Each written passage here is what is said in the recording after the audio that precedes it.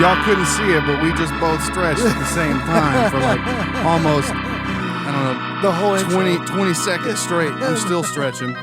Me and Keith we're treating today like Friday.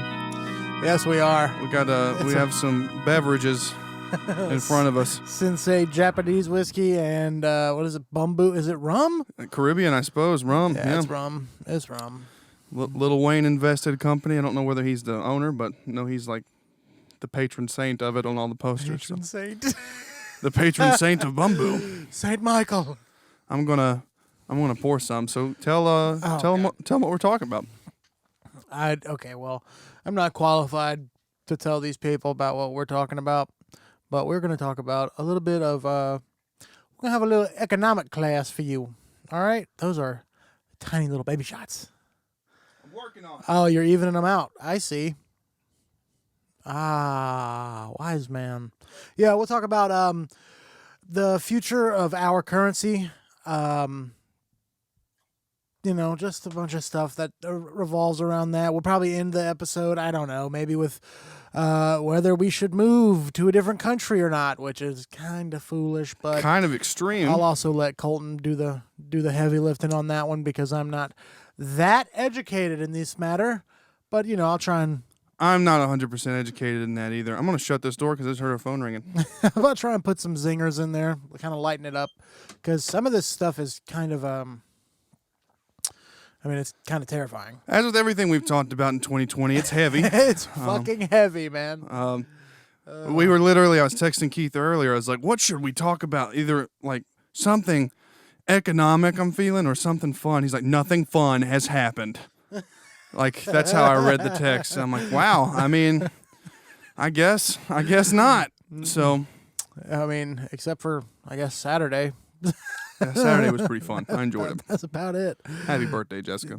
Yeah, watching her dad and my dad be just hammered. Dude, drunk. her dad was like trying to be my best friend. Oh, dude, you should have seen him take his shirt off while we were playing beer pong. Oh, did that happen? Did he upgrade? Yeah. Oh, yeah. We were listening to the Temptations, and he was feeling it. Not that one, though. Okay. Papa was a rolling stone. Yeah. Was he like waving it over his head at one point? At one point, and then he threw it on the dirtiest part of the garage floor. It happens. It was great. But yeah, that's probably the highlight of the year thus far. So you're going to hear us two talk about economics after hearing us talk about, beer pong and partying. So we're reliable individuals, reliable sources. I think I have a growth on my neck or something, man. Do you really? There's a bump on my neck. Maybe it's ingrown hair. It might be ingrown hair, or it could be a pimple, or it could be pimp. Oh, that's it, man. Because it's not pimp at all. Yeah, whatever. I was just trying to. Well, there's a fun fact. If we have light. any doctors or nurses listening here, please come take a look at Keith's Don't you got neck. a scalpel? On Scapula? I almost said scapula. Yes, I do have a scalpel. Pull it out. No. All right, whatever, dude. Okay, well, let's just dive into it. All right, I'm going in. God. In fact, hold on. Yeah, in fact. Cheers, sir.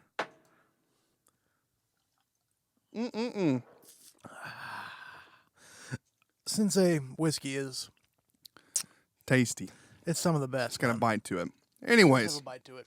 Now that I'm lubricated, we will go into this economic situation. Okay. In America, from my point of view of being a entertainment industry mainly worker, but also a gig worker, my brain almost the same thing. My brain just farted, but there's a lot of gig workers now. If you're Uber driver, Grubhub. Oh, you're talking about that. Okay, I'm sorry. So I don't do any of that stuff, but mine is all, music is all gigs. So right, you're not gonna come out in the open with your prostitution yet. I get it. Absolutely not. That's worst case scenario. But we do have buy one get one. No. Oh man. Yeah. Right. Yeah. No. We're both kind of gig guys, even though I have a 9 to 5. he's a real man who works a real job. And I sit here in this room and stare at the ceiling and say, damn, why can't I not ever do anything? productive, and then we'll do a recording episode like this, and I'm fine, and then he'll leave, and I'll lay on the floor and stare at the ceiling again and wonder where everything went wrong. Your dumb ceiling. But oh man, the stimulus stuff going on here in America, is the second round being passed? they're locked up, Locked from up, what I okay. can tell. It's being The White discussed. House is doing some weird stuff as usual, where I cannot tell where the values are. Like it's one of those situations where he comes out batting strong, like I'm not going to give any more money, and now he's like, if y'all don't hurry up and pass something, I'm just going to give people more money. And I'm like, who are you? What is happening? He doesn't know, man. So Come on. I'm confused. Fiscally, I think in the long game we're gonna pay for what we've already had to do. We're gonna suffer from that a lot. When we have to do it again, we're gonna suffer for it more. I'm not saying we don't need it because there's a lot of people aching for currency that's not being passed. Our markets are simply not functioning at the capacity of which they normally do. So people need assistance to live the way they normally do, or they will, tighten up and suffer, therefore hurting the market more. How many Kind of people? that perpetual cycle. How many people have filed for unemployment? And when was the last stimulus check released? I mean, what date was that? I can't The remember. last stimulus came through, I want to say, 2 months ago. either that or in June. That'd be 2 months ago, right? Almost. Yeah, had to have been. Let me look up the American unemployment real quick. Yeah, I mean, the numbers are just Pretty astronomical from what I'm. extremely intense. Oh wait, what is this? So this is from June 6th. So this is not. This might be as current as I can get it. Total non-farm payroll employment rose by 4.8 million in June. So some people got their jobs back. Is what I'm guessing that was, and the unemployment rate declined to 11.1%, which is still in any other year would be considered astronomically high. That's the highest it's ever been, right? Pretty high. It was over Other than the depression. like 80 million people. What am I looking at? I don't know what the hell this is. This is This is the a bunch of names. U.S. and numbers. Bureau of Labor Statistics. This is local. I don't want this. All right. Yeah, it's oh Lord, what the hell is that? It was okay. Just for so these are, and each marker is 2 years difference. So if you look, this was the last recession, right over here in June of 2008. If you see, they got it marked for that reason, I suppose. That's just over 10%. And this is 9/11 right over here. and that was super low. So Less at the than worst, 5%. at the worst of the November 2001, we were at 5.5%. We climbed to the high of 6.3, and sometime it was at June 2003. Which is nothing Then compared. started getting it back on the rundown, 4.7. Here it bottomed out at what looks like 4.4, sometime around May of 2007. Then of course the housing market crash and all those things that failed. And it peaked at It peaked all the way up to About 10. right at 10%. holy shit, man. And then they had it on the downward run ever since December 2009, going back down. Reached what would be considered an all-time low, I suppose, of looks like 3.5%. Even lower. September of Yeah, last 3.5. year, 3.5. Looks like it's all around. And then wham, we just jumped straight up to 14.7 as soon as April hit. So the coronavirus did more damage to our employment than 9/11 and the recession combined. So keep that in mind when people talk about how we're not going into a depression, that's still a possibility. Nobody knows for sure. We are 100% declared recession. Now, if you look, the newest number drops back down to 11.1%, which is still higher than it was after the housing market crash. So there are some jobs returning, but we're not out of the woods yet. According to everybody that I've been listening to, this is still what they would consider the first wave because there was never really a strong reduction. Huh. So that means a Wonder lot of why. different things. Yeah, I wonder why. We talked about that before too. Hmm. Um, Oh God. there's a lot of stuff in the air about all of this, Keith. How much money we gonna get back? I need my second stimulus check. See, So I can buy some guns. That's what I would actually. I use mean, it I for, would. but- I'm not gonna lie. As soon as I get that stimulus check, we're getting a camera that we can use to record with because won't it's you shit out know on you know us. what the exact amount is for the camera that I found that would work. What? Post tax $1,210. If they give me another $1,200 stimulus check, I will get us a camera and you will see us. But anyways, damn. My income has been wishy-washy in terms of like the stuff I normally try to do. Like you did a gig with me. That was the last gig I did. It had me. I'm about to say your incomes had to have been limited. They've been pretty distraught. Now stuff for churches, like even that was a gig for a church that we did. But churches are troopers. Right. They rely off of people being there. Oh, so well, the word of God will withstand any virus. Well, that and if they don't get donations, they have to shutter doors, and exactly. Pastors do not want to not get money. So don't ask, no questions, just give. Sorry, I'm not going to bash any religion on this show. Not any religion. But churches have been good about staying open, which has helped me because I work for one, and right. There's risks. My notifications just went off because my speakers are on. Super unprofessional. Everything about this is unprofessional. We just had a shot of whiskey before we started this. Hey, man. Whatever, dude. Whatever, we do it our own way. Fair enough.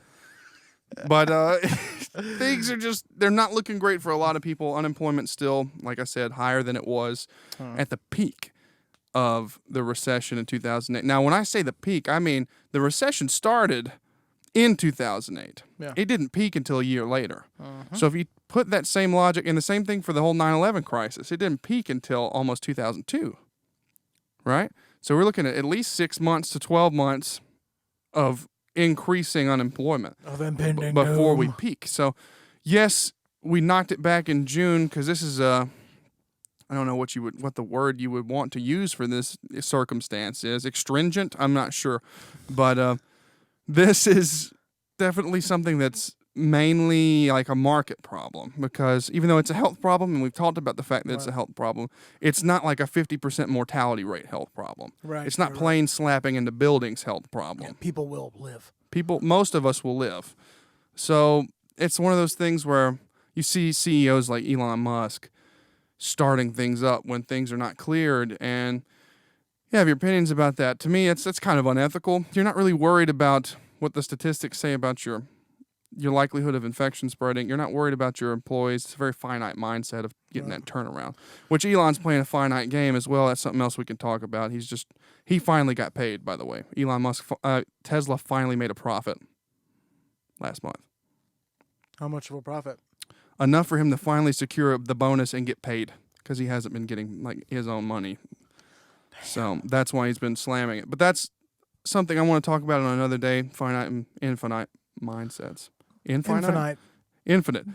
Anyways. You're talking a lot here, man. You're leading the way.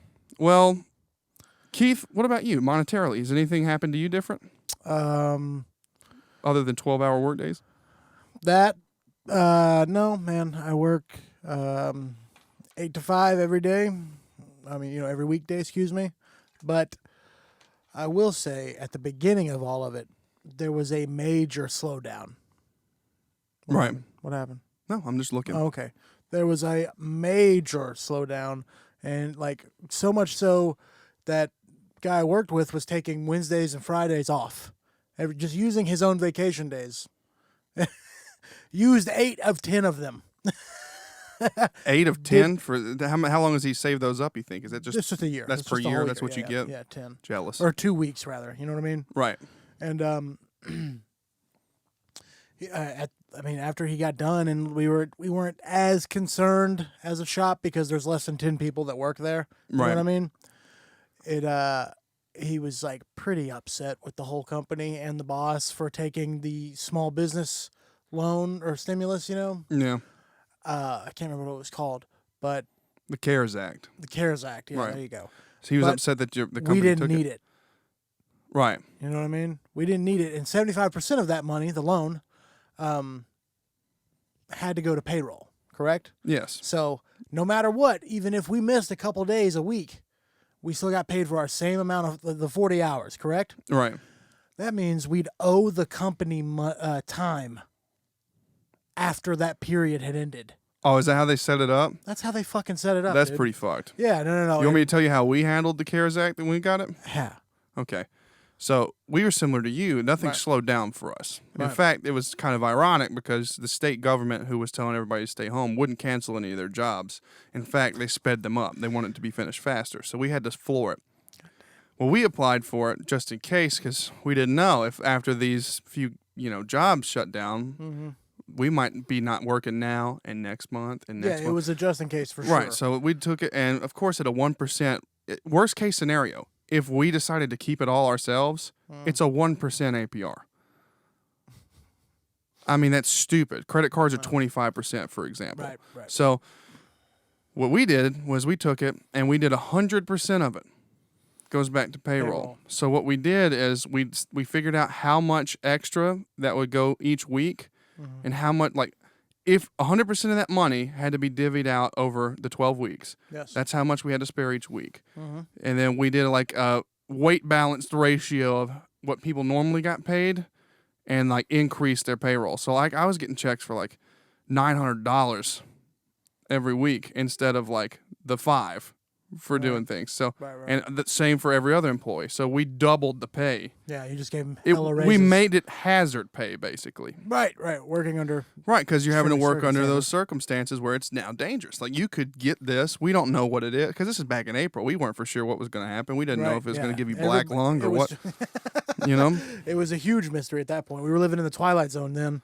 And so we definitely broke it up differently than that. So I would be, Well, yet again, finite, infinite mindset kind of business. They just gave us our bare minimum, what we make. You know what I mean? Right. Our salary or wage or whatever. And it was a lot of horse shit. Our manager and assistant manager had a bunch of words with the owner. Bunch of words. Well, I don't blame them because, yet again, it boils down to that whole ethical argument of like, are you here to make sure people enjoy working here, or are you here to make sure you make money? Because if the business is always about making money and that's it, then it's not going to last very long. Yeah, I mean, But- I work in a pretty relaxed environment, but it's all about the money, man. You wouldn't, if it came down to it and your boss is like, I need you to come in for no extra money. I can't pay you any extra, but I need you to cover Saturday. Please do it. Would you? No extra money? No extra money. Not overtime? Just out of the goodness of your heart because he was struggling. No. Exactly. Because it's a poor environment, like it's set up where it's money is the principle. Yeah, So, he can go fuck himself, man. and almost every job's like, we can talk about that another day Yeah, too, though, because I'll get go on a sidetracked real tangent quick. because I just got finished with a book by Simon Sinek called The Infinite Game, and it's about business mentality of places like Apple when they originally started versus now. When they were more infinitely minded with a vision, and it didn't matter the expense as long as we could recoup it in the long run. Like we did whatever we could. People wanted to work there. People didn't want to quit. Yeah, because the environment was dope.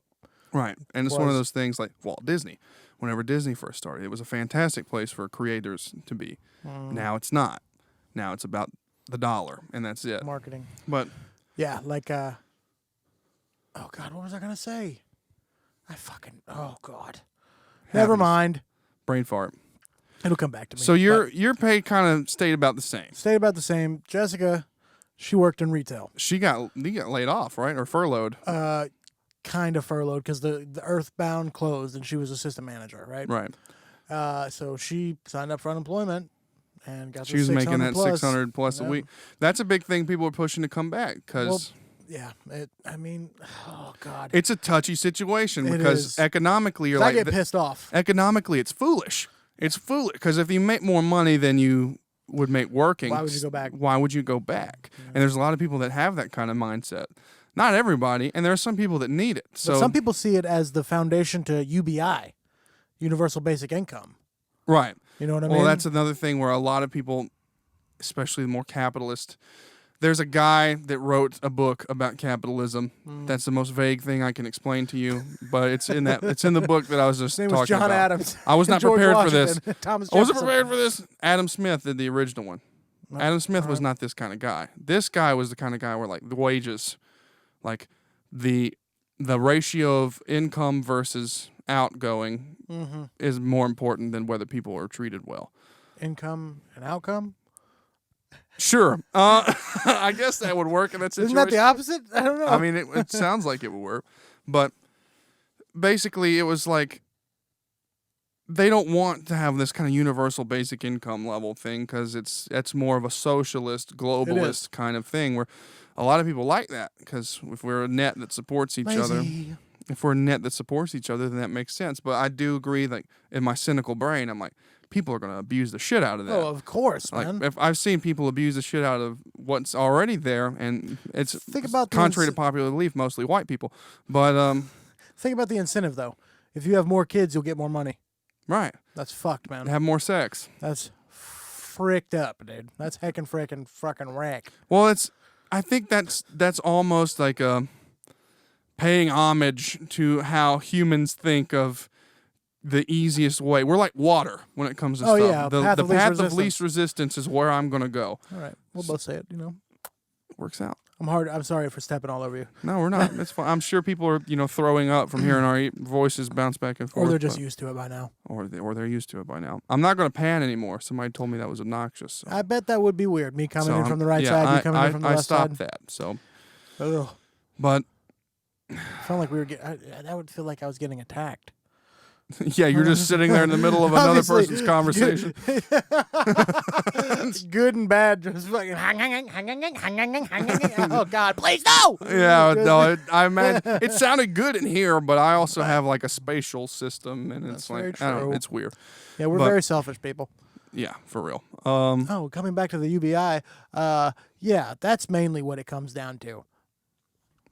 What establishing a universal selfish. Right. Selfishness. Well, I mean, that's why people enjoy it so much. I posted something on Facebook not too long ago that started a little bit of a war where I was like, why would you support communism? Like, what in your brain would make you think communism is successful? Like, I get capitalism has its downfall. I'm not necessarily a diehard capitalist, but I'm kind of an Adam Smith, like, infinite-minded capitalist, where I'm like, in an infinite-minded world dominated by infinite-minded people, when it's about keeping your business going and keeping that environment going, you save more money by not losing workers.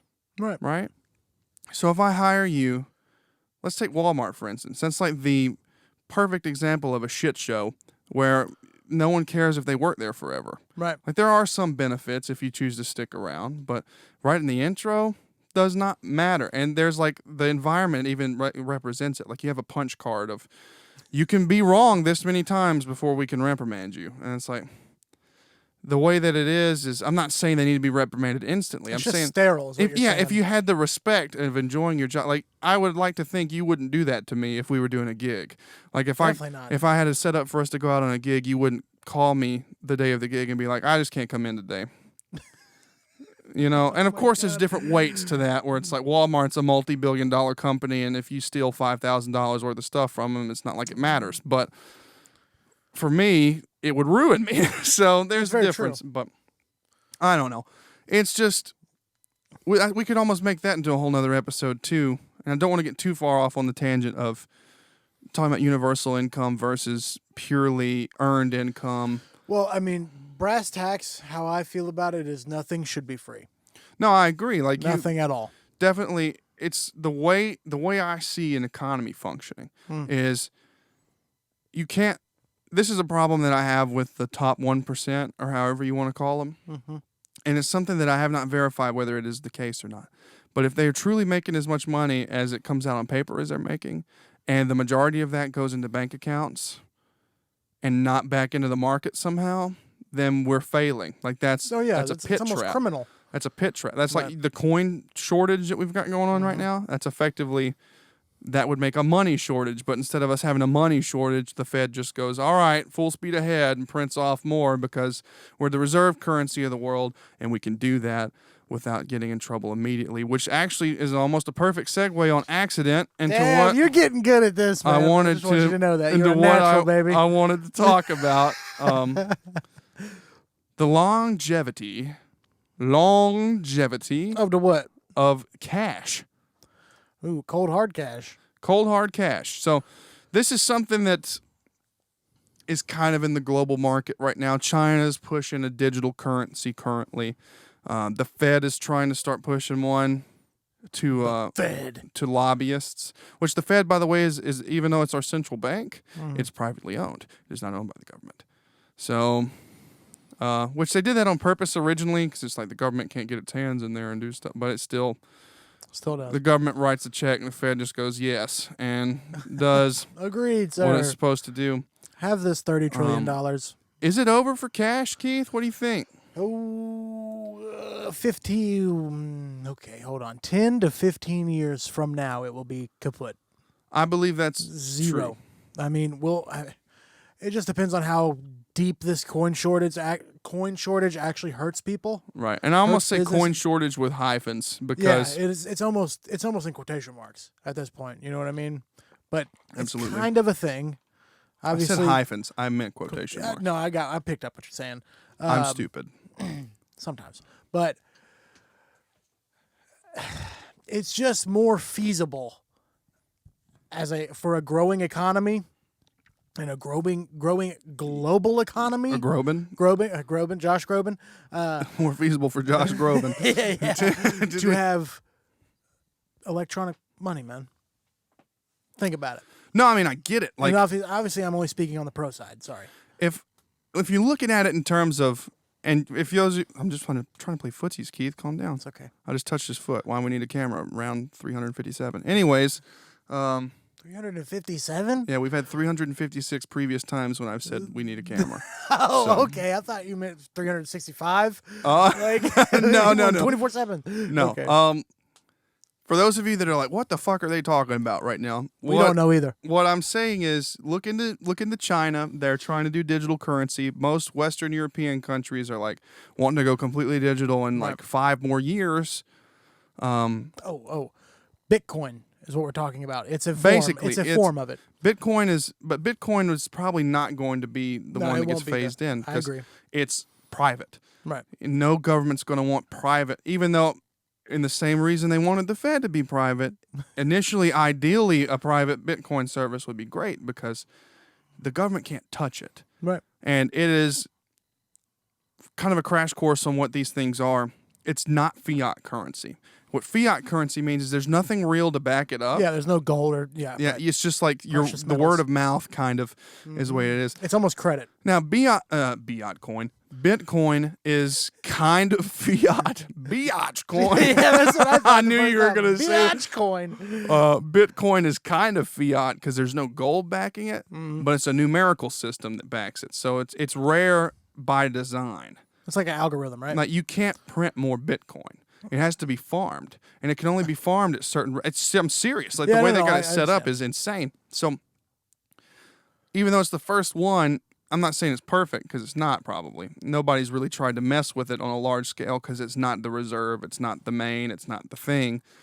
So it's not been under hard scrutiny of that pressure of people trying to hack it. Like the U.S. dollar has been frauded for years. People do that for a living. And don't get caught. But it's harder to do it digitally because it comes from a certain thing that can't be made. Like a computer has to give it the code. You can't make it yourself, even if you wanted to. And it's extremely traceable because it only existed in the digital world. Whereas cash is king in reality here. If you wanted to, let's say you want to do something illegal, right?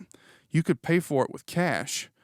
Mark it however you want to on your rosters as, I rented a tractor from this guy. Whatever, they can't prove you didn't, nobody knows. You could do whatever you want, even if it's not supremely illegal. I'm not saying go do illegal things, by the way. This is just for educational purposes. If you want to, we're not going to hold it against you, though. I am not the government. But also, if the government's listening, I'm on your side. We are the government. In a world where everything is digital, I couldn't pay you like I pay you. Oh, no, definitely not. It wouldn't be cash in hand. Like, if it was less than that, like, we couldn't circumvent kind of the tax thing on certain things if you wanted to. Like, if you go into a store with like Dave Ramsey preaches this. I don't know if you guys know who Dave Ramsey is. He's got some good points. I'm not all pro Dave Ramsey. That's another thing. He's like the pay off your debt guy, right? Yeah, he's all about owning things and only owning things when you can own things. Right. So that's a good idea in some regards, but in my eyes, ownership is 9/10 of the law and an impending failure. You buy it on credit, the economic system crashes and everything's falling apart. You got the thing. That's 9/10 of the ownership. You did it. So, but anyways, more or less what I'm trying to say is if everything moves digital, if the Fed comes out with a digital currency to replace ours, assuming we completely replace ours. Now, this won't be, hopefully, it won't be an overnight thing because we won't be able to keep up. It would bankrupt so many people. But India did that. India did that like this last year. Where they what? They switched? India switched to a digital currency completely and gave them like a small window of time of people to transition. Right. And they couldn't use physical cash. It had to be stuff that was already in banks, from what I can tell. Somebody fact check me on that. I'm not going to do it right now. Probably should. But from what I could tell... This is why we need you, Jessica, asshole. But from what I could tell, the way it was working was if you had cash in hand, you had to then filter it through a bank to make it digitized, like accounted for, right, and then course. they would account for that and switch it over. It's got to be in your account, Colton. We can't charge this rum to your account, Colton. Exactly. So they would if you've read 1984, the whole world's heading that way. Mm-hmm. It's kind of funny. China set the precedent, and even though we're like China bad, authority bad, then we're going to follow suit with the little things, and I imagine big things will follow after that, but that's a conspiracy thing for later. I must be a pure American then, because I have a slight problem with authority all the time. I mean, for sure. And I know you do too, man. It's a problem sometimes, but if they can track everything, that means nothing's untaxable, nothing's untraced.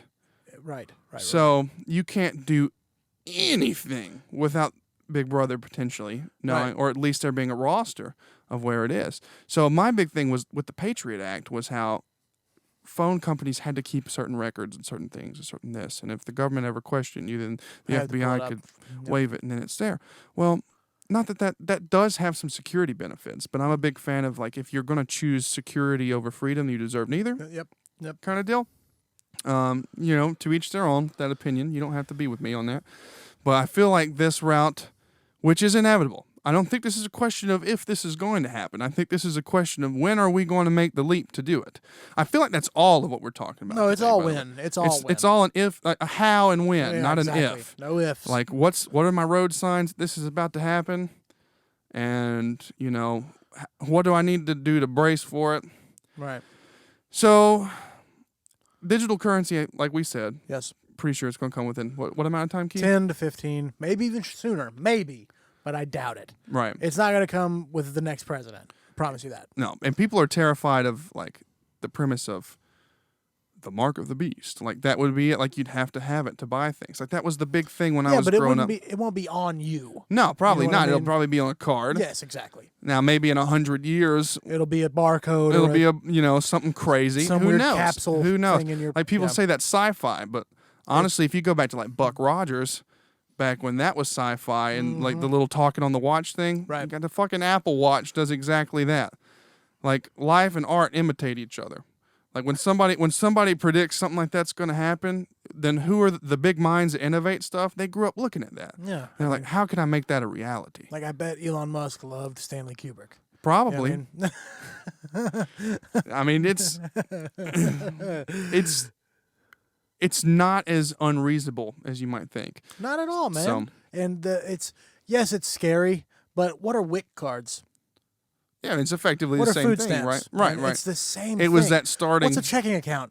It's almost the same fucking thing. Yeah, how much of your money have you touched? Exactly. How much do you have on you right now or in your safe at your house? Me and Keith, we still physically hold on to a pretty good amount of cash, I'd imagine. Always. But a lot of my friends, if you work for somebody, I want that direct deposit. Why? It hits faster. Exactly. I don't have to go to the bank and deal with it. Less stuff. So in terms of streamlining, digital it's a godsend. Ease of access. And you got that card everywhere. It works everywhere now. I remember when we were younger, they didn't used to work everywhere. Do you remember when your parents would get ID'd by using their credit card? I remember when places just wouldn't accept credit cards. Yeah, exactly. If you want a little flashback to something like that, Bell's Drive-In in Henderson, still cash only. Yeah, that's right. And there's a few places that are like that still, though. But now we see the inverse of that.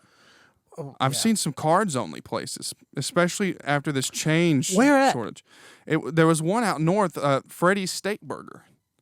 that new fast food place, Oh yeah, I know what you're talking about. Back they in the convenience since the care. change shortage has hit them so hard, Oh. they don't want to deal with change. So therefore, they don't want to deal with cash. Period. Unless you have exact change. They'll do exact change. Yeah. I've seen a couple signs that say But they exact change or prefer card only. cards. Cards are Yeah. easier.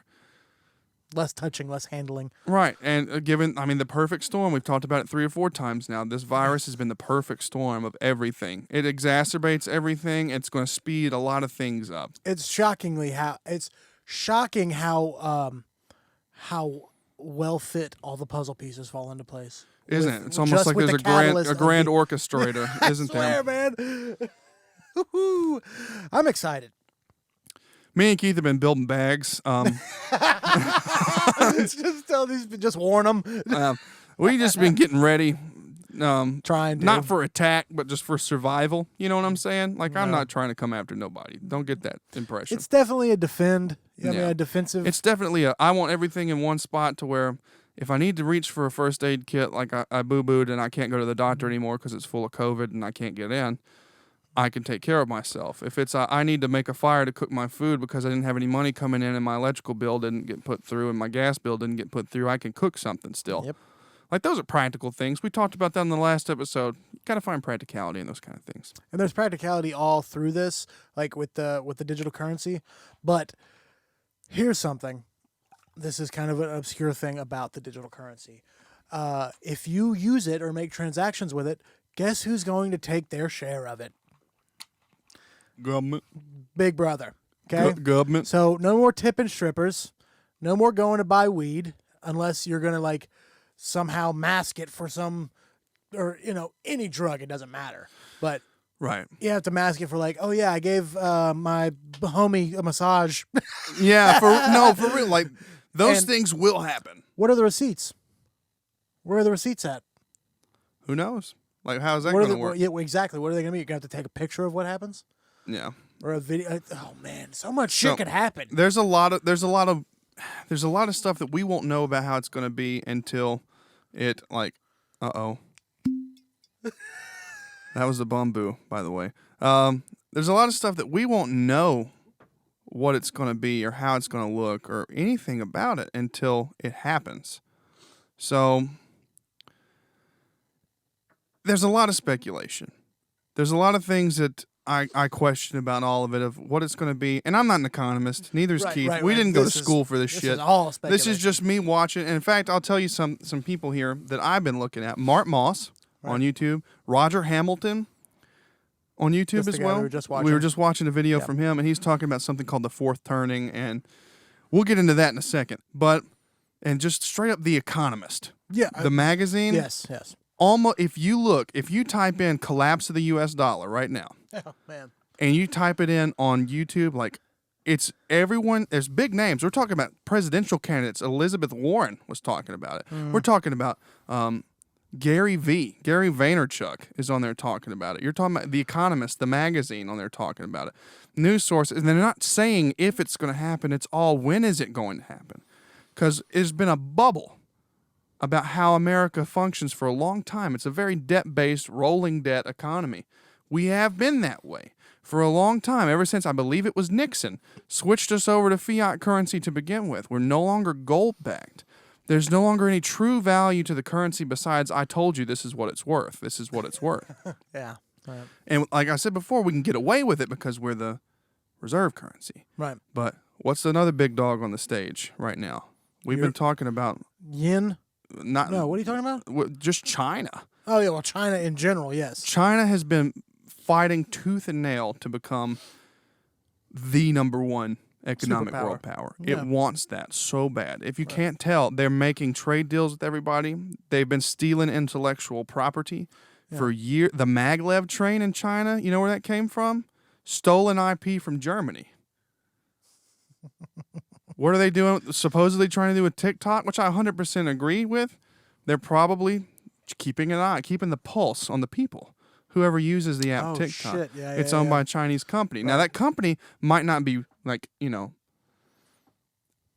my brain just went completely it's an M word. Malicious. There we go. I want to say maleficent. But I mean, you could easily pump some sort of real subtle propaganda. Well, I've seen where that's something that people have noticed on there. There's a lot of pro-China things, and anything that's anti-China doesn't last very long on TikTok. Right. And that's a whole nother video topic about propaganda and stuff. That's it going into socialism. You're talking about a country with power, with means. Means. Who is doing some straight up Nazi Germany-esque stuff to these Muslim populations over there right now. Yeah, that's just sad. It's very sad, and they are they're always been number 2, only, to be beat Second by to us. Yeah. They're the first loser. Right, and we are in a prime position to lose. Yeah. We are, with Trump, we've backed out of a lot of global things. A lot of global favor has failed. Now, I'm not saying he's trying to set this up for failure. But it is kind of funny how the puzzle pieces fall in place. That one human being. It's crazy. And there's a lot of stuff going on around it. But if you look up the collapse of the U.S. dollar right now on YouTube, you will find many what I would consider reliable sources, educated sources, talking about how and when. From people that have 10 times more the income than we do. Right, and that this is their job. Yeah. Exactly. A lot of people are telling you, hey, invest in something real. Because the things with the dollar, they're all up in the air. We just talked for almost 15, 20 minutes about how it's going to go digital probably eventually. So if physical cash isn't in the bank at that point, they might pull an India. I'm not saying that they will, but they might pull something like India did where it's just, gone. Yeah. If it was in the real world, it's now just tinder for fire, Right. So on top of that, we've been pumping out, everything's been increasingly more. Every bailout we've had, like the airline bailout after 9/11, that was a little itty-bitty baby compared to what just happened. The automotive and banking bailout in 2008, that was big. At the time, people considered that to be absolutely horrendous, but it was still in the billions. Right? Now, you look at what we just had to do to try to save our economy. Was it $3 trillion? It was in the trillions. Yes. It was the sub-trillion, like the very low trillions. Oh, but wait, still trillions. Still trillions. And now we're looking to have to do the same thing again. So we're looking to maybe get in the tens of digits of trillions. So in the long term, we are flooded. And where is this money coming from? It's coming out of thin air, Colton. You are loaning it to yourself. You know how government, I'm serious, you know how the government does that? It's, okay, we're going to pay for more things that aren't actually there. We're writing an IOU to ourselves so that we'll pay ourselves back over time. So that $1,200 you got is going to cost you probably $6,000 or more before it's all said and done. It's just like a loan that you can't pay back all at once. You're getting that capital right then when you need it, but you're going to suffer for it in the long run. Yeah, okay. Well, I mean, they did give us the preface of that it's untaxed. Right. Well, at least they're not going to take more from us, right? But in time, we will pay that. Our number will be called. The house doesn't lose. Never. The house does not lose. What were you saying? You were saying something about Britain finally paying off its debts to us. Yeah, Britain, I want to say it was just a few years ago. It might have been in the early 2000s. I might be off a little bit. But they finally paid back their World War II debt. Yeah, and it was after the turn of the millennia. Incredible amounts of money. And it was not nearly as much as what we just borrowed from ourselves. Exactly. So, how many years? 70, 80 years? Something like that. 70 years about. 70 years to pay it back. And that was a pretty decent tax hike, almost 3%, something like that. That doesn't sound like a lot, but you imagine 3% more of your money not coming to you. You already lose a lot. Someone's getting shot. Yeah, you've seen that gross income on the pay stub versus net, right? So you talk about, oh God. It's a lot, and the worst part is we'll never see any of that Social Security stuff or Medicare for us because those programs will not, I promise you, will not exist by the time we're old. But I'm telling you, I know Colton. I know how Colton thinks, and by now you should know how I think. People, not Colton. Colton already knows. Okay, we don't give a shit about the money. If it comes down to it, we'll live. We will live. I'll shoot at Papa told me to shoot anybody that's from the bank. I mean, if it came down to it and everything did collapse, you really think they're going to... Ain't nobody coming to my house. Any reasonable-minded individual is not going to say, yeah, I need to go secure this money for my... Secure the bag, dude. Oh, wait, I'm not getting paid anymore. Yeah, exactly. You know, like nobody's... if things really failed, that's not going to happen. So. When you catch a 22 in the shin, just as a warning shot, you'll leave. Yeah. Jesus. I go to jail for this.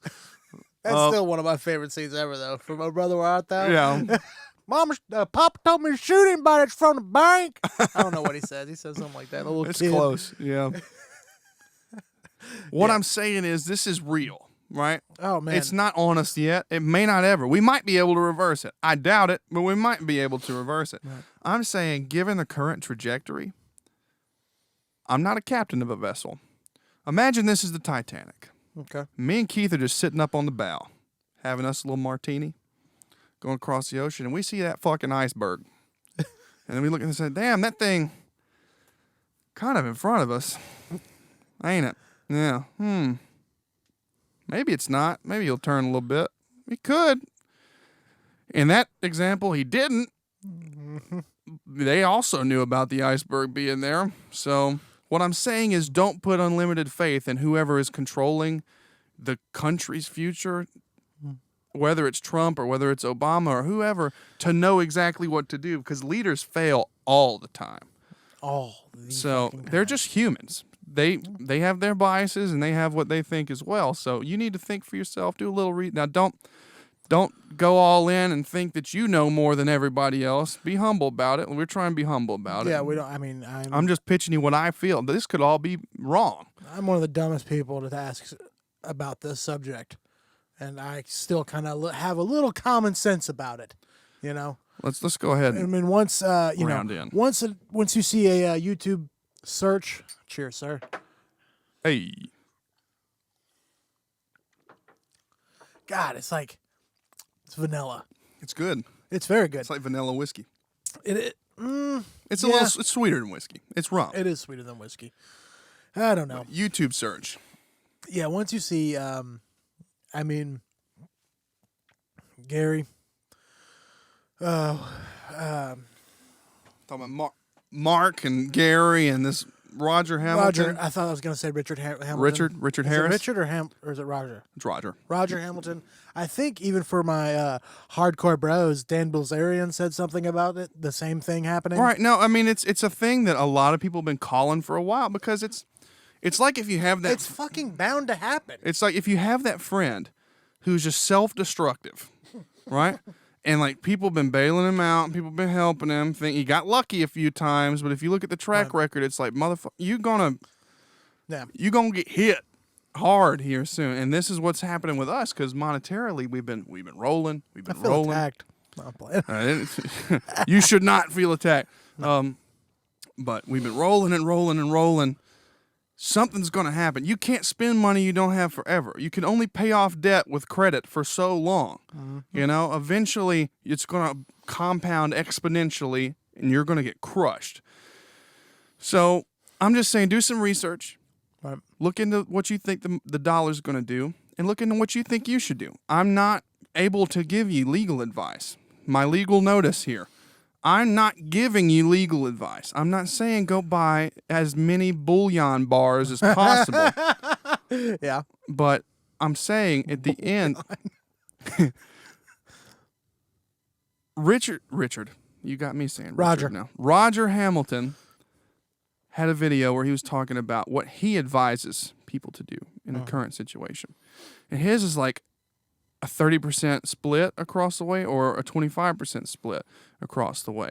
And what I mean by that is 25% or 30% in cash here in the U.S., however you want to do it.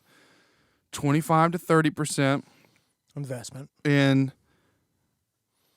Singapore, in a Singapore bank. And the reason Singapore is you can choose any country you believe is stable. You can open up a bank account anywhere, by the way, as long as it's a first world dealing with the U.S. kind of country.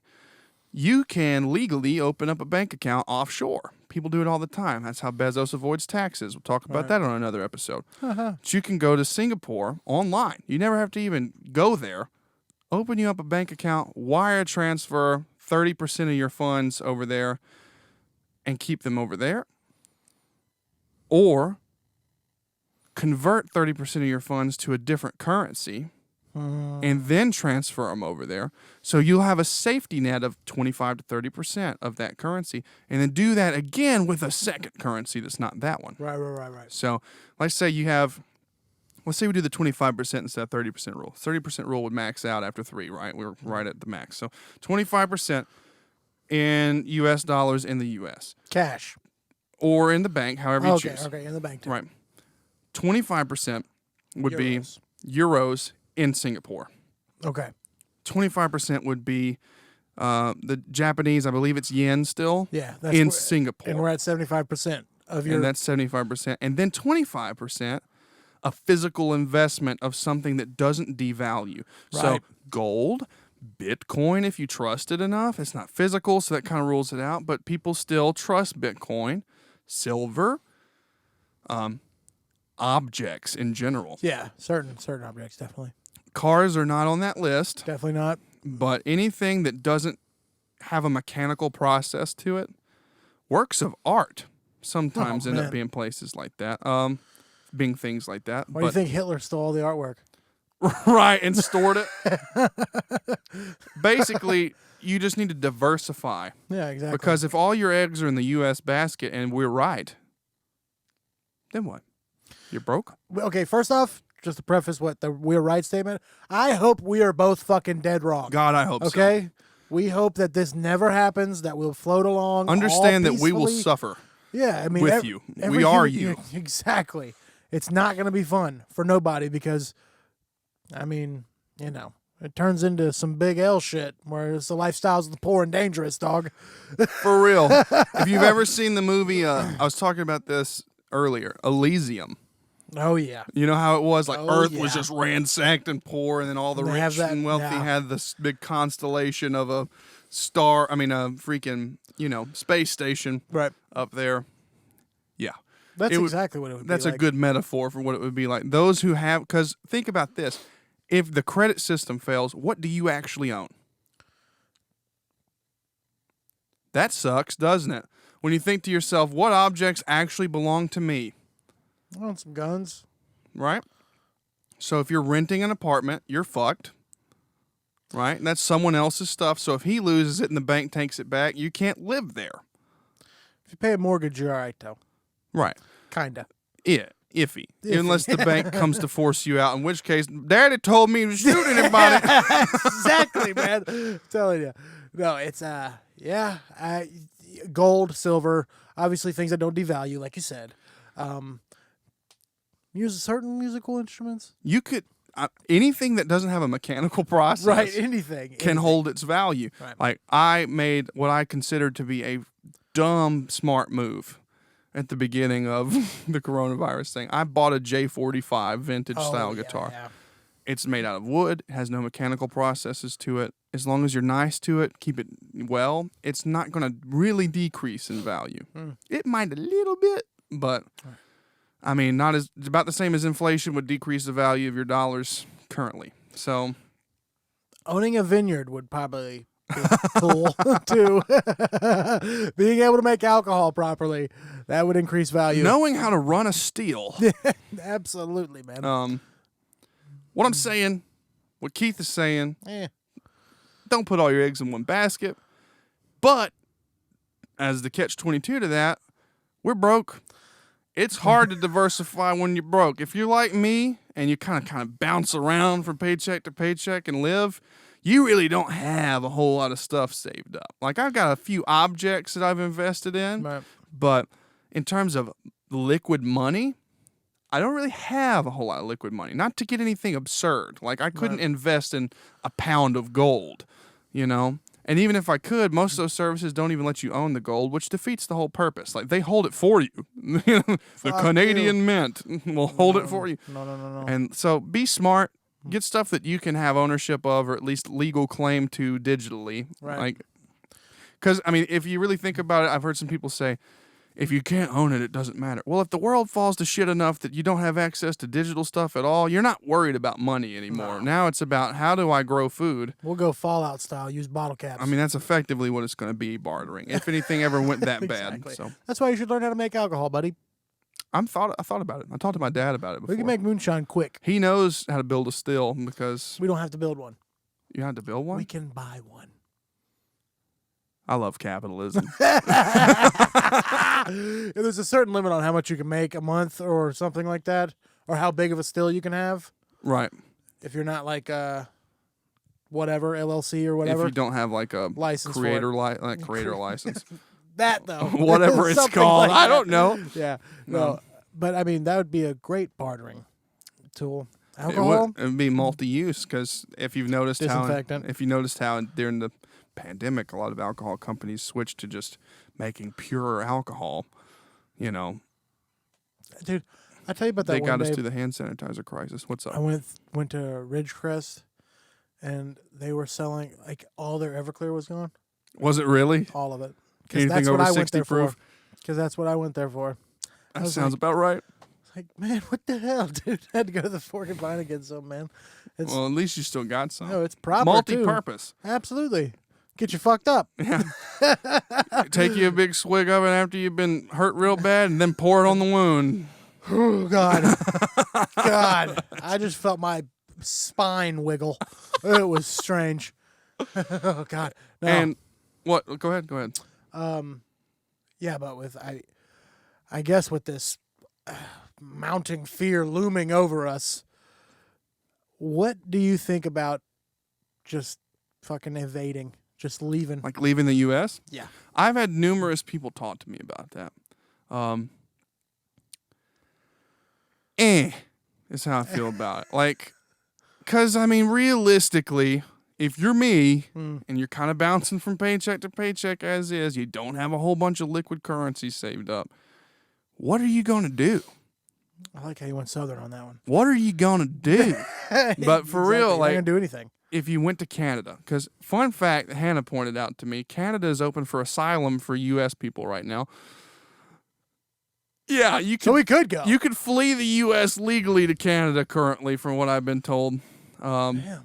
Which is, it really makes you think, and like a little introspective thought of Can I be Canadian? what's happening. Can I learn French? What are you doing? I'm not gonna do no. I'm not even going. I refuse. Sorry if you're Canadian. I and refuse to listening. stereotype. That was the best way I tried. Trailer Park Boys is one of the I've greatest got, shows I've of all got time. Canadian family. Do you? Two, but they're from America originally, so not truly. They're not Canadian. okay. Go. They can go fuck themselves. But well, yeah, Canada. Obviously, they have asylum, but after a while, they'll cut that off. Yeah, well, I mean, even if, before we get into like too conspiracy mode on it, even if you could afford to go anywhere else, like Tom Hanks just relocated to Greece, Right. Saw that. you know, or at least has citizenship. Maybe not relocated, but got citizenship, which I think From means he being had to fucking relocate. famous. Right. pretty much. That probably helped him out more than anything else. But you see a lot of stars coming out of the limelight, going to other places right now because things are, creative types, as we know, Yes. are very transactional, very kind of spur of the moment on a whim kind of people anyways. That does not change when they get rich. In fact, Frivolous? frivolous is a good word for it. Mike Yeah. Tyson owned tigers. Hell yeah, he did. You know what And he I'm also saying? went into prison. Right. So creative types are not the best to model things after. I agree. For the average citizen like me, your realistic bet, if you just in your heart of hearts is like, man, America's trash. It's doesn't support black lives. It's here to, it's cracking down on us. It's not supporting us enough in It's this. bigoted and All if you genuinely feel like you hate America and want to leave, Canada or Mexico. Mexico's not not a great option. Like there's a lot of It's extremely problems in dangerous there. Mexico. If you're not a more libertarian-minded individual, Mexico's probably not even registering on your radar. Canada is about the only place you can realistically make it to. But keep in mind, you're not going to have anything. And what do you need if things fall apart? access to stuff. Yeah. If you don't have a place to live, Ownership. if you don't own things, Mm-hmm. you're going to be practically homeless if anything does go down. If you're at an apartment complex, they can only cover you for so long if they're not making money too, because they probably don't have that building paid for. Because like I said before, I said it with America, but honestly, in the Western world, we're on a debt credit cycle. Yeah. People that own things don't truly own things. They legally own things. They never fully bought it. They bought it on credit. Discover, American Express, MasterCard, Wells Fargo, JP Morgan. Somebody bought that and said, once you pay me back, that's yours. So if things really started to not fall to fallout level apart, but if they went to just first tier like breakdown, those guys can't own those businesses anymore. If they don't own the business, then your contract is null and void. Yep. So you can't live there anymore. So you're homeless now in Canada with maybe $10,000 liquid currency. That's really pushing it. I know a lot of people don't have $10,000 liquid currency at my level of life. I don't think I even have 10,000 liquid anymore. I don't. But 10,000 won't even buy you a home. No. So a lot of us, We even a down payment. we on were it. setting up for the future. Still kind of are, where we're like, that's the whole point of the debt credit cycle. It's thinking that in the future things will be better. Like right now it's tough and I can't afford it. Well, you're talking to a man who doesn't have a credit card. Right. Well, I'm trying to explain just in general, like the debt credit thing is, the idea is in the future I will make more money. Right. Reasonably near future. Yeah. I will have more income to pay off this loan that I just took. It's aspiration based. Right. Everything is aspirational positive, Yeah. right? But when the crushing reality is negative and kind of cynical, And like unemployment is up. How many? and 100%? unemployment is higher than it has been since I've been on this earth, Yep. then things don't look so good. If you don't have a stream of income, that you can't aspirationally purchase. Nope. Right? That's been my biggest limit to me trying to upgrade this bag, me trying to upgrade stuff in reality. I was going to try to spend 14 grand on music stuff for doing live sound because I needed to do that upgrade to put me where I wanted to be to like reach the people I wanted to reach. Right. But I could only do that on credit. And if I only did that on credit, then You don't fully own it. I don't fully own it. But like I said, possession of objects is 9/10 of the law. Like, that's 9/10. So if anything did crash, Take it out of my cold dead hands. like if you wanted to go full Rambo mode on it, then you could. But keep in mind, realistically, things probably aren't going to go World War Z. Like, we're normal. What do you mean people are eating people?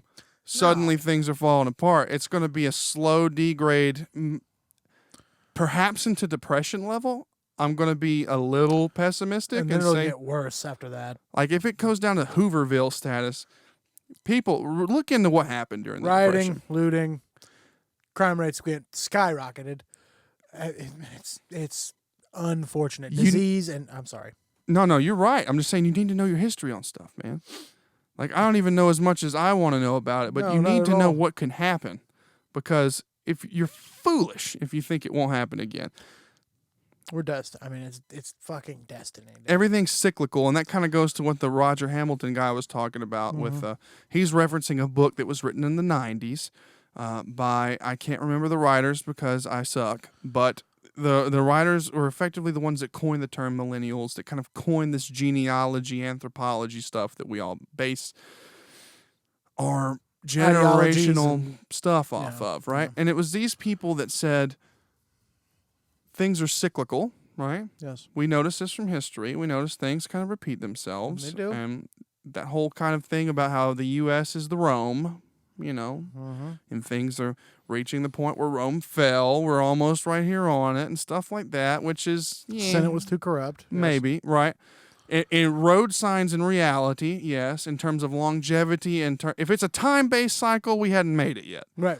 If it's a situational-based cycle, we're probably scaring the hell out of it because we're right there on. So, Yeah, no, for sure. I mean, it scares the hell out of me, man.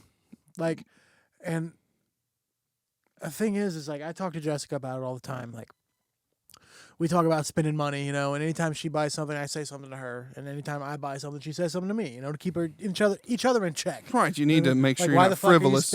Why are you? You want to be frugal, Right. rather Right. not frivolous.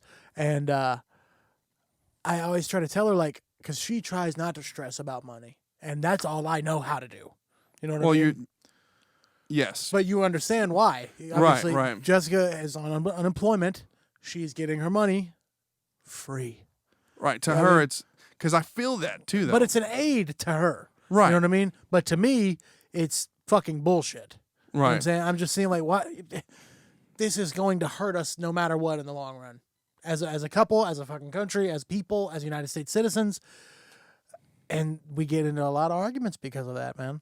Just because of, what is it, $275 unemployment? Something like that's that. That's the max you can get in Tennessee? Right. Just because of that. Well, it's. You're not. I'm not going to say you're right or you're wrong. I'm not either. I'm definitely not either. It's definitely one of those tense situations where Hannah just leaves me out to dry, bro, on stuff like that. Because I'm like, should I get this? She's like, it's your money. Oh, yeah, see? Yeah, that's and I'm just brutal. like, I know. She's like, no.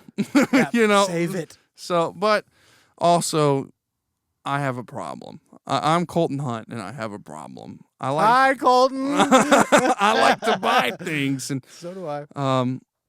It sucks because I really do feel like we're coming to that turning point where we're going to be maybe not the prime generation, but the generation that's going to lead into this kind of tough and tumbling era of stuff's going to be tight. We're going to have to be lean. We're going to have to really, like, almost that post-World War era, like things are during the World War II era. Yes, we can, dude. Yeah, we're going to have to be, I genuinely feel like we're going to be that. Like, that's us. Like, we didn't pick that. We don't want to be that. Oh, no, I didn't ask to be here, buddy. Fuck that. This is a unthought of prank that I'm pissed off about. I promise you.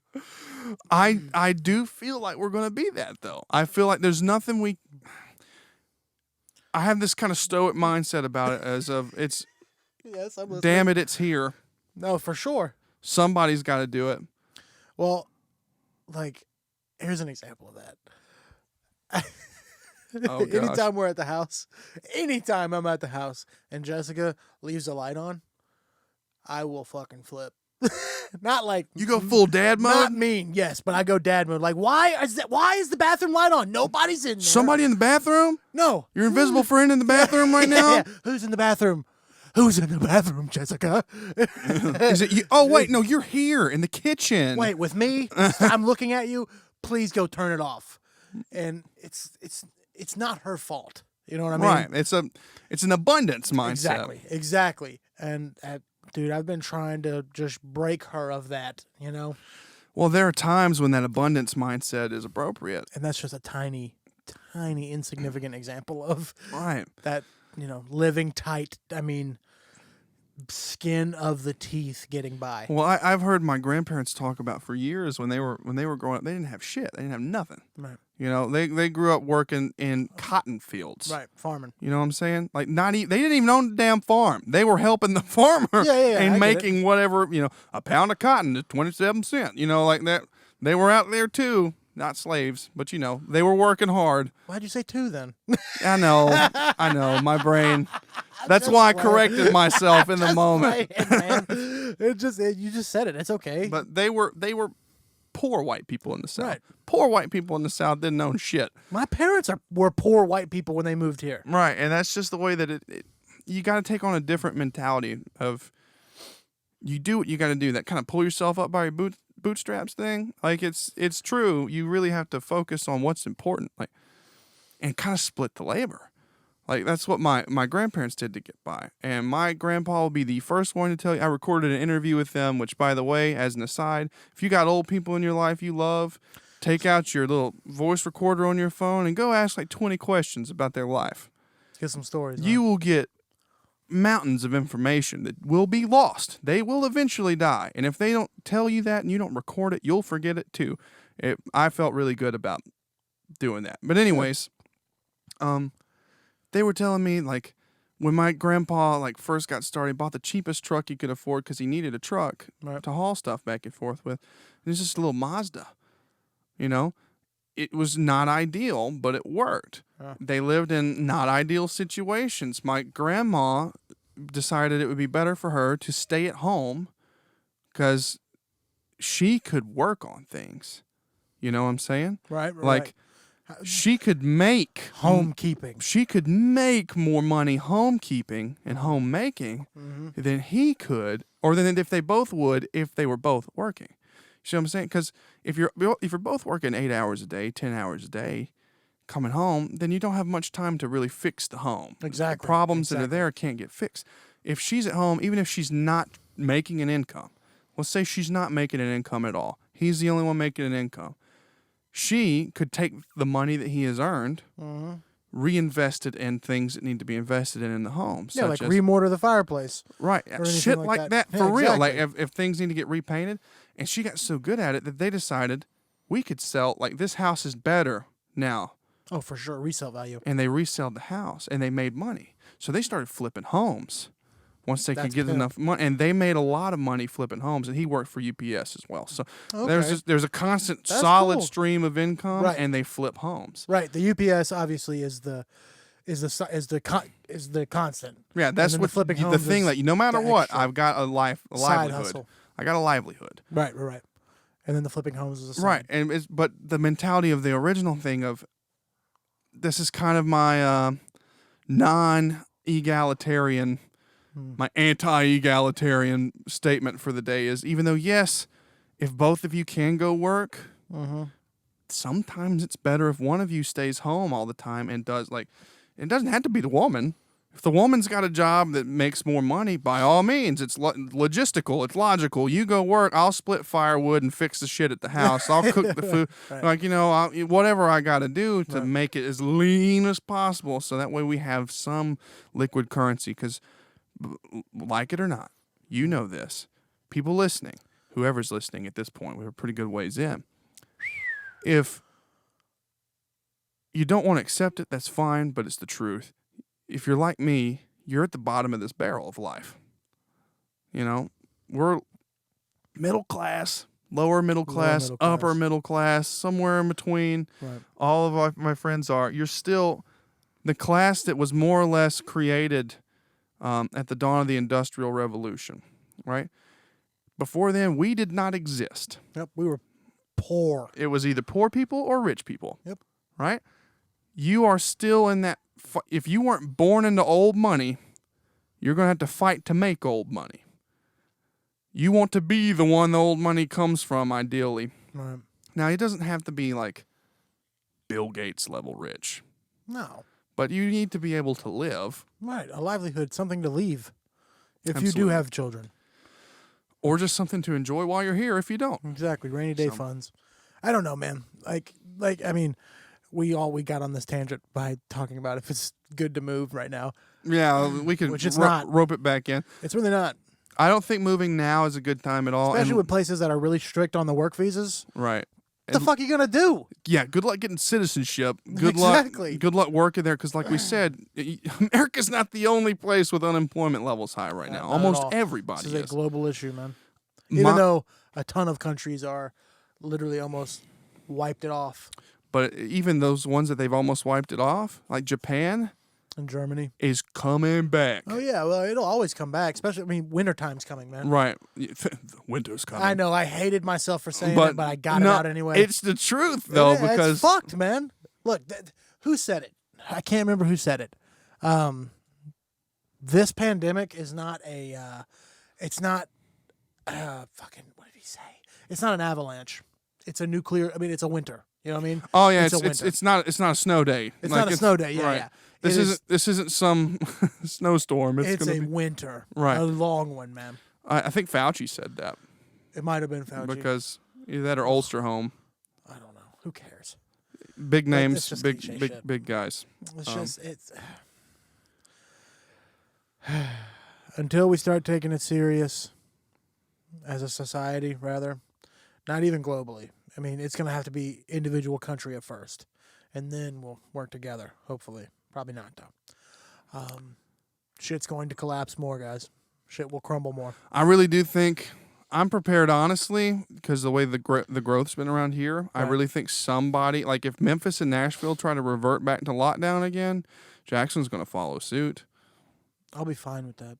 I wouldn't be against it necessarily, but I'm saying if you think people got upset the first time, Man, think about it now. Like they've experienced it. They don't want to go back. They know It's it's like coming. going back to prison. Like nobody wants to do that. You know what I'm saying? So mentality wise, it's not realistically. Keith almost died. It's not realistically going back to prison. No, but- I know. Neither one of us know anything what that's like, but Right. yeah, it is. I mean, you're getting stripped from a bunch of things, you know. And to just kind of summarize on my part, and then I'm going to get Keith to summarize on his part of what he believes is happening. Keep an eye on everything going on in the markets if you don't already. That's the most grown-up shit you can do, I know, and it's obnoxious and boring. But for real, if you're playing in the real world, big leagues of trying to live, you need to know what's going on. You need to keep an eye on the fact that inflation's about to kick our freaking shoes off. We're going to have to really pay attention to a lot of these things that us growing up, us 20-somethings don't care about. We're going to have to really keep an eye on that. And you're going to have to really make sure you're diverse and not only your storage of your money, but your income. If you can do multiple things, start busting your ass if you can do it to get some liquidity coming in. Now, the digital currency thing we talked about in the beginning, I agree with Keith, 10 years off. Yeah. Don't sweat it. There's nothing you can do to change it anyways. If you're upset because you're a libertarian and I need cash, like I agree, I feel you, out of our control. Absolutely. Unless you're going to try to throw a coup, which if good luck. You know, they've got tanks. Yet. You ain't done shit yet. That is true too. In terms of the dollar crashing, goes back to what I said. Watch economists, people that know things, listen to them, follow the big money. If you want to know something, put Berkshire Hathaway or Warren Buffett company on like your feeds that you watch. See what they're doing. Notice when they pull out of something. Notice when they invest in something. Notice when that guy who has been known as the most prolific investor that we've had in our time, if he's leaving something, probably a good idea Agreed. to be bracing for something bad to happen in that area because Sell that shit. he's got insider information. He knows what he's doing. His track record's humongous. So pay attention to those kinds of people. You don't have to follow Mark Moss. You don't have to follow Roger Hamilton. You don't have to follow The Economist. Find you somebody that you think is right. Find you somebody that you think is credible. Listen to what they say. I imagine, I'm going to go out on a limb, they're probably going to say some similar stuff to everybody else, that it's coming. When and how, not if. So all of that to summarize into leaving the U.S. if you're a U.S. citizen, or leaving Europe if you're a citizen of whatever country of Europe. The EU. Leaving anywhere where you currently own things is a bad idea. Caveat, if you're somewhere where you don't own things, but you could be somewhere where you do, I would think about doing that. Yeah. So if you're one of those trust fund baby boys that's out there trying to live in Greece or wherever else, and you could come home to Daddy's ranch, come on to Daddy's ranch. Own it. Sucks. You'll be better for it by the time this is all over with anyways, because you wouldn't have expended so much money, and you're in a safer spot where you can kind of get closer to thriving when it's all over with. And that's all I've got to say about the summary for today. Keith, what do you think? First one's first. Buy ammunition. It's always good to Damn, I have. didn't even mention that. It's always good to have. Good luck, but Good luck, but buy it. And if you know how to reload, start reloading. I'm just going to nail home what Colton said. Invest in things that you know will not dissipate in value, that will not devalue at all. Moving out of the country or into another country, from another country, whatever, foolish, honestly, at this point. I mean, you know where you stand in your country societally and class-wise, so why don't you just stay there? You know what I mean? absolutely. And if you don't trust the bank, fuck the bank. Take your money out of it, all right? If you got a savings account, keep your savings account. Just, you don't really need a checking account unless you're in a place where they're only taking card only, okay? But I'm kind of contradicting myself there. It doesn't matter either way. Just keep a good stack of cash on you at all times, or at least in your house at all times. Gold, silver, guns, whatever, skills, goods, all that nice shit that you need to do to survive and make a living, do. Bust ass, like Colton said. If you can make extra income on the weekends, do it. Mow some yards, man. Fuck that. Just do anything. Yeah, mow yards, fucking rake leaves. That's Go service your old lady at the neighborhood. That's simple handyman shit, though, for real. Makes money. If you've got capability to do it, Yep. these old people, and even young people, they don't want to go mow their yard and weed eat it. You can charge them $60 sometimes to do all of it, maybe more in certain places. So damn right, and just keep your head up, man. I mean, we'll come out of it, obviously, but the world's it's not going to end from it. Oh, for definitely sure. not, definitely not. But it's going to take a while for, I guess, our generation, 20-year-olds, to pull it together. You know what I mean? We're babies. It's time, yeah, but it's time to mature, man. And Absolutely, like we said on the last podcast, if you don't have a prepped bag for everyday carry or bugging out, which means don't come back, or getting home, you're fucking up already. But other than that, love and high spirits. Repay people who cause you strife. That's it. Absolutely. And Keith said something that made me want to double back for a second. Skills are huge. Learning is huge right now. If you're not a big book reader, I'd advise, from my own personal experience, because if you would ask me this time last year, I'm not a book reader. I feel sorry for your family. I was struggling so hard to read meditations, which is little notated 2 or 3 to 5 sentence little things every day about, someone's journal, basically. Like, that was difficult for me to try to work through. Now, I've discovered Audible. This is not an ad. You can find these on YouTube. We wish it was an ad. I wish I was getting paid for this, but this is just genuine advice. If you like to listen, if you drive, most of you are probably listening to this if you're listening while driving. I've heard that from a few people that listen. If that's the case, screw us for every other day or how many ever, don't listen to us all the time. There's 6 other days that we don't podcast. Don't listen to everyone else's podcasts all the time unless you're getting stuff out of it. If you are, that's fine. I'm not saying drop off. If you're getting your education there, that's also education. But books, YouTube's got audiobooks on it for free. Yep. Our generation is notorious for finding hacks around stuff. The freaking course. LimeWire generation. So you can find these things for free, and if you can't, Audible's pretty cheap, affordable. How much is it a month, Colton? It's less than 20, a little bit more than 10. I don't remember. Nothing. So it's not really bad per month, and plus you get a free book every time, a credit. So a $10 to $20 book is about average, sometimes cheaper than what the average price of a book is. Okay, so you pay monthly for the service, and then you have to pay for the book. No, the book, you get one free book every month. No, but the other books. Yes, but you get them at a discount. Right, okay. So I was just trying to clarify. Right, but like I said before, this sounds a lot like an ad if you've ever listened to any other videos. This is not an ad. I am not making money. I'm telling you. Not at all. With Audible, has opened up there's other services other than Audible, I'm sure, so I should promote that. Any audiobook service has opened up my eyes to, I could listen to a whole book in a week. And comprehend. And understand it. Yeah. I just said what you said in a dumber word. Comprehend what it's saying and retain it. Yeah. So you could listen to anything. Like, I've been listening to some self-help stuff. I've made it through, I think, 3 books since I have Audible, and I got it 2 months ago. Yeah. Or less. So, I mean, that's coming from somebody that could never get through a whole book. Right. My attention span's so garbage, and my willpower is so garbage that I didn't make it through a reality book. But if I could listen to it, it helps me a lot. So that's just a word of advice, a piece of sage advice from somebody that didn't like learning, and now I'm digging it. I'm really into it. And hey, a lot of huge authors have a bunch of have profiles on Spotify. Right. Do you know that?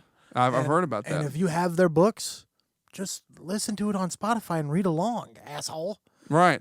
Yeah. And plus, to me, listening to it kind of opened up this like reading eye of like, now I enjoy actually reading. Right. Yeah. You understand, like, because you get rhythms. Right. You know what I mean? You get the cadence of how they're actually trying to convey these paragraphs to you. Right. So like I listened to like the David Goggins book. We did a podcast on him. That's what kind of influenced me to do that podcast. And now I'm reading something by Tim Ferriss, who's a business guy, The 4-Hour Work Week. It's about more diversification. You know, working 4 hours but getting the same amount of work you would have get done. You would have gonna have to go on and need to that you would have got done in 40 hours. Right. You know, working 10% of the time. So Only if. it's possible.